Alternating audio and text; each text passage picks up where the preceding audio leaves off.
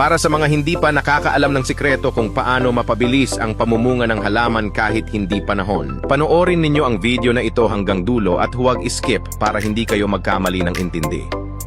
Ang sikreto ay ito. Una, hukayin ang paligid ng puno na gusto mong pamungahin at bahagyang sugatan ang ilang ugat nito.